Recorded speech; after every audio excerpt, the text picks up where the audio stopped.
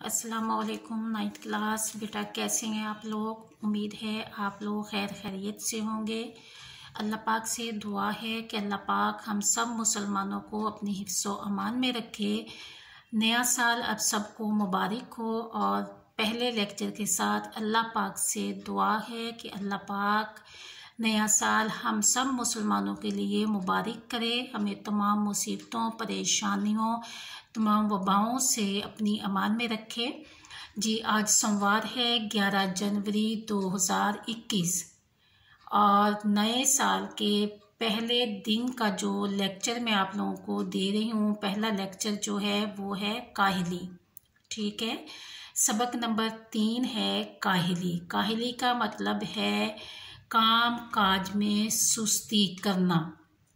आम इसका मायने जो है वो यही लिया जाता है, काम काज में सुस्ती करना। और ये सबक आप लोगों का सिलेबस का बहुत अहम चैप्टर है काहिली, और इसके मुसन्निफ हैं सर सैयद अहमद ख़ान।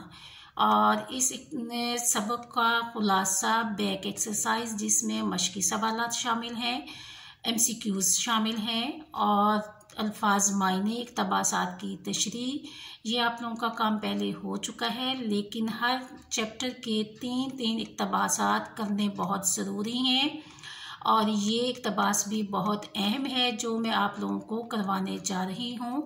ये इक़्तिबास जो है पेज नंबर 16 पर पहला पैराग्राफ जो है उसका मैंने इंतखाब किया है कि मैं इसकी तशरीह आप लोगों को करवाऊँ। जी बेटा, इक़्तिबास जो है इसको हमेशा कोशिश किया करें कि आप लोग पैराग्राफ ना लिखा करें, इसको इक़्तिबास ही लिखा करें, क्योंकि उर्दू के पेपर में आप लोग देखें या तो इसको इक़्तिबास लिखा होता है या नसर पारा लिखा होता है। ठीक है, आप देखें कि इसमें से दोनों में से कौन सा लफ्ज़ वहाँ पे कौन सा वर्ड इसके लिए लिखा है, इक़्तिबास लिखा है या नसर पारा लिखा है। अगर इक़्तिबास लिखा है तो उसका मायने भी पैराग्राफ है, नसर पारा लिखा है तो उसका भी मायने इक़्तिबास है। ठीक है, तो आपने जो लफ्ज़ जो है सवाल में मेंशन होगा उसी को आपने यहाँ पर लिखना है। इक़्तिबास लिखना है, इक़्तिबास होगा तो इक़्तिबास लिखें, नसर पारा है तो नसर पारा लिखें। और देखें कि ये इस नसर पारे की रीडिंग में करके आप लोगों को बताती हूँ कि ये इक़्तिबास क्या है और इसमें क्या बताने की कोशिश की गई है। वैसे काहिली का मैं मायने जो है वो डीपली बता दूं। काहिली वैसे तो हम आम तौर पे इसका एक मायने जो जहन में आता है वो सुस्ती है, कामकाज में सुस्ती है। लेकिन आप लोगों को मैंने पहले भी बताया था कि सर सैयद अहमद ख़ान ने इस सबक काहिली में कौन सी काहिली का जिक्र किया है। ठीक है, कामकाज में सुस्ती करना, कामकाज ना करना, बैठे रहना, लेटे रहना, उसको काहिली कहा जाता है। लेकिन सर सैयद अहमद ख़ान के मुताबिक काहिली जो है दिली कुव्वा को बेकार छोड़ देने का नाम काहिली है। दिली कुव्वा यानी दिल की ताकत, दिल का जज्बा, काम करने का शौक़, काम करने का जज्बा, काम करने की लगन, काम करने की ताकत, दिल का शौक़ जो है उसको यहाँ पर जब हम इस्तेमाल नहीं करेंगे तो उसको अगर हम स्लो कर देंगे, सुस्त कर देंगे, तो उसको सर सैयद अहमद ख़ान ने काहिली का नाम दिया है। ठीक है, यानी कि दिली कुव्वा को बेकार छोड़ देना। हर इंसान में देखें अल्लाह पाक ने एक जोश, एक जज्बा, एक लगन रखी है, लेकिन वो इंसान पर डिपेंड करता है कि वो इसका इस्तेमाल किस तरह से करता है। उसको सही कामों के लिए करता है या गलत कामों के लिए करता है। ठीक है, तो दिली कुव्वा को, दिल की ताकत को, काम करने के जज्बे को मांद छोड़ देना, मांद कर देना, कम कर देना, उसको काहिली कहा गया है। अब इक़्तिबास देखें, एक ऐसे शख्स की हालत को ख्याल करो, उसके अखराजात को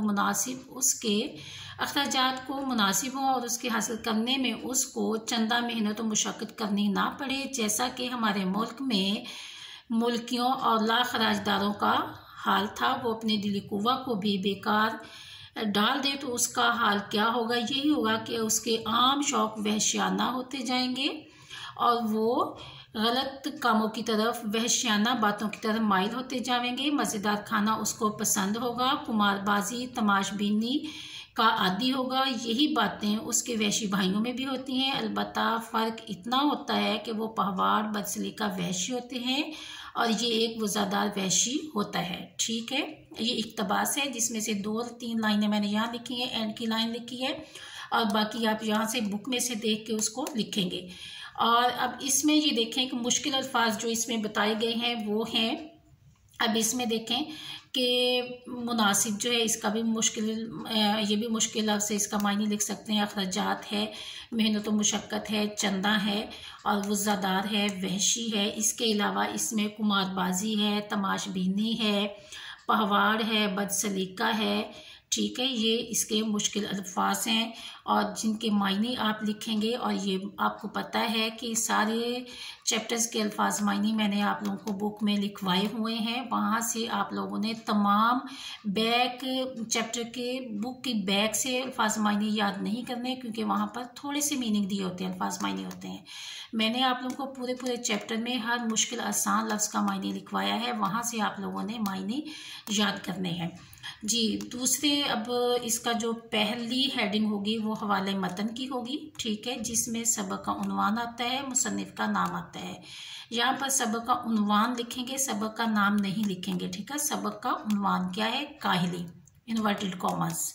फिर मुसन्निफ का नाम sir Syed Ahmad Khan, inverted commas. ठीक है, ये सारी हेडिंग्स जो हैं ये आप लोग हवाले मतन की, सबक का उन्वान, मुसन्निफ का नाम, ख़त कशीदा अल्फाज के मायने, इधर अल्फाज मायने, फिर यहाँ पे जो भी अल्फाज आपके हैं जैसे चंदा है, कुमारबाजी है, तमाशबीनी है, और इसके अलावा अल्फाज मायने देखें, चंदा है, कुमारबाजी है, तमाशबीनी है, पहवाड़ है, वज़ादार है, और जो भी इस इक़्तिबास में आपको मुश्किल अल्फाज लिखते हैं उन सब के मायने जो हैं वो आप लोग आगे यहाँ पर पेन से लिखेंगे, अल्फाज जो है वो मार्कर से लिखेंगे। ठीक है, जितनी भी हेडिंग्स आएंगी वो सारी आप लोगों ने मार्कर से लिखनी है जी। उसके बाद आप लोग देखें कि कम अज़ कम इतने हिस्से में बेटा, ये देखें आपका सबक का उन्वान और मुसन्निफ का नाम, ये आपका 1 नंबर का हो गया। ख़त कशीदा अल्फाज के मायने जो हैं आपके 1 नंबर के हो गए, 2 नंबर ये आपके हो गए,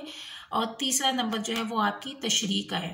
3 नंबर आपकी तशरीह के हैं, चौथा नंबर आपके ख़त कशीदा अल्फाज के मायने का है, और 5वां नंबर हवाले मतन का है। ठीक है बेटा, ये देखें बहुत अच्छी तरह से आपकी तैयारी होनी चाहिए कि आपका एक अल्फाज, एक लफ्ज़ का मायने भी गलत होता है तो वो ये नहीं देखा जाता कि 2 गलत हैं, 3 गलत हैं, तो आपका 1.5 जो है वो कट जाता है। ठीक है, और इसी तरह सबक का नाम और मुसन्निफ का नाम भी अच्छी तरह से आपको आना चाहिए, ताकि इसमें भी आपका नंबर जाने का इम्कान जो है वो कम हो। और ये आपका 10 नंबर का सवाल है और इसकी तैयारी आपको बहुत बेहतरीन तरीके से करनी है। जितनी अच्छी आपकी तैयारी होगी, जितनी अच्छी आपकी तशरीह होगी बेटा, उतने ही आपको फ़ायदा होगा। कम से कम 10 में से 9 नंबर जो हैं वो आने आपके लिए बहुत ज़रूरी है। तो मुझे उम्मीद है बेटा इस पोर्शन को पहला मैंने आपको पोर्शन नंबर 1 समझाया है कि इसको आपने किस तरह से करना है। इसको जितना बेहतरीन करेंगे इसमें आपका फ़ायदा है जी बेटा।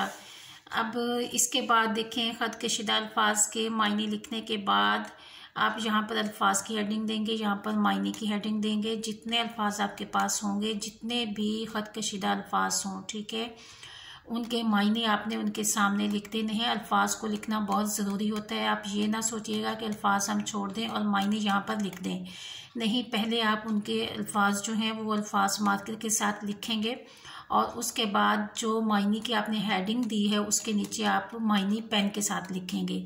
ठीक है क्लास बेटा, ये करने के बाद फिर आपने तशरीह को स्टार्ट करना है। तशरीह जैसा कि मैंने आप लोगों को पहले बताया हुआ है कि तशरीह कम अज़ कम आपकी 1.5 पेज की, यानी कि 1.5 पेज पर मुश्तमिल, 1.5 सफ़े पर मुश्तमिल होना बहुत ज़रूरी होता है। तशरीह को स्टार्ट करने से पहले आप ये देखें कि जो इक़्तिबास है वो किस किस्म का है, कहाँ से लिया गया है, और तशरीह बिल्कुल उसी इक़्तिबास से आपने शुरू करनी होती है। तशरीह को आप जब शुरू करेंगे तो आप यहाँ से लिखेंगे।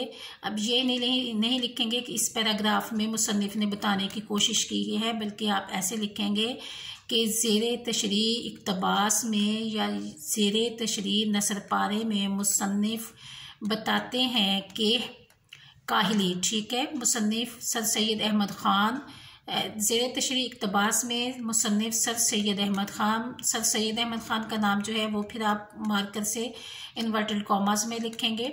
ने बताते हैं कि काहिली जो है वो क्या होती है। उन्होंने काहिली की दो किस्में बताई हैं, एक तो है काम काज में सुस्ती करना और दूसरा है दिली कुव्वा को बेकार छोड़ देने का नाम काहिली है, ठीक है।